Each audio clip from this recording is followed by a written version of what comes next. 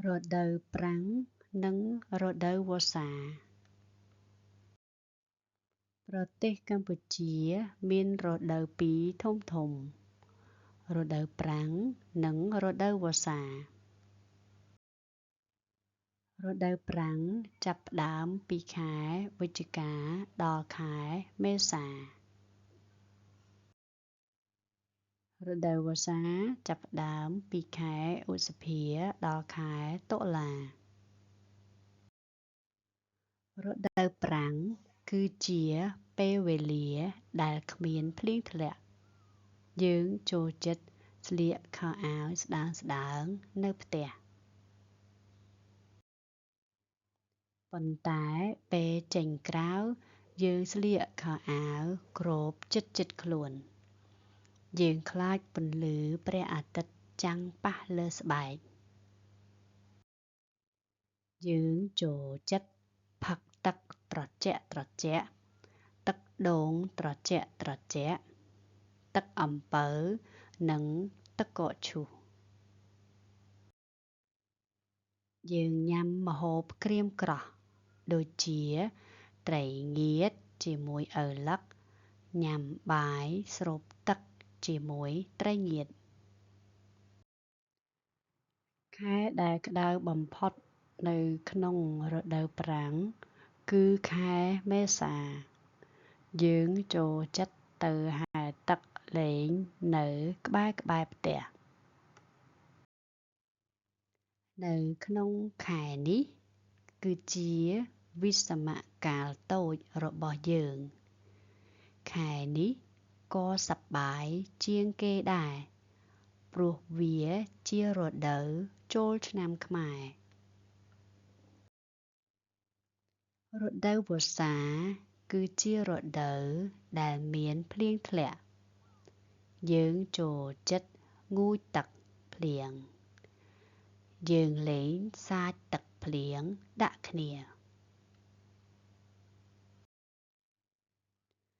នៅពេលនោះវាមានអាកាសធាតុត្រជាក់យើងពាក់អាវក្រាស់ដើម្បីកុំឲ្យរងា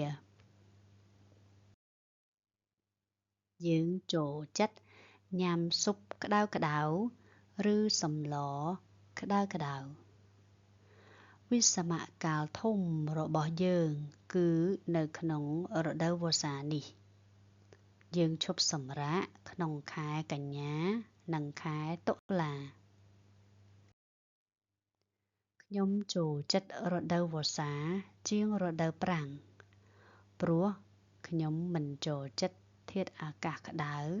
ហើយបែកញើសទេពេលខ្លះខ្ញុំបានពាក់អាវភ្លៀងទៅសាលារៀនទៀតផងចុះឯងវិញខ្ញុំចូលចិត្តរដូវប្រាំងជាងរដូវវស្សា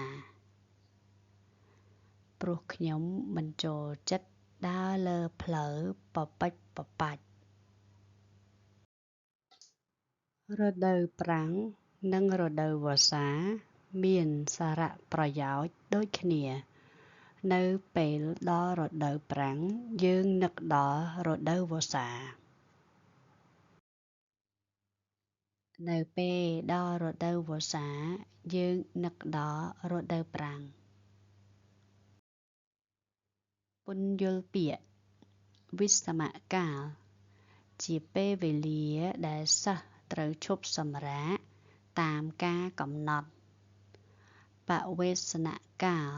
ជាពេលវេលាដែលសិស្សត្រូវចូលរៀនវិញសារៈប្រយោជន៍ការសំខាន់ប៉ពិចប៉ប៉ាច់ដីដែលជ្រាយហើយជាន់ទៅឮសូរប៉ាច់ម្ហូបក្រៀមក្រោះម្ហូបអាហារម្ហូបឬអាហារដែលស្ងួតដែលមិនមែនជាសម្លសំណួរ1តើប្រទេសកម្ពុជាយើងមានរដូវធំប៉ុន្មានតើរដូវអ្វីខ្លះ2តើរដូវប្រាំងមានរយៈពេលប៉ុន្មានខែ តើរដូវវស្សាមានរយៈពេលប៉ុន្មានខែ 3. តើប្អូនចូលចិត្តលេងអ្វីខ្លះនៅរដូវប្រាំង 4. តើប្អូនចូលចិត្តលេងអ្វីខ្លះនៅរដូវវស្សា 5. តើប្អូនចូលចិត្តរដូវមួយណាជាង ហេតុអ្វី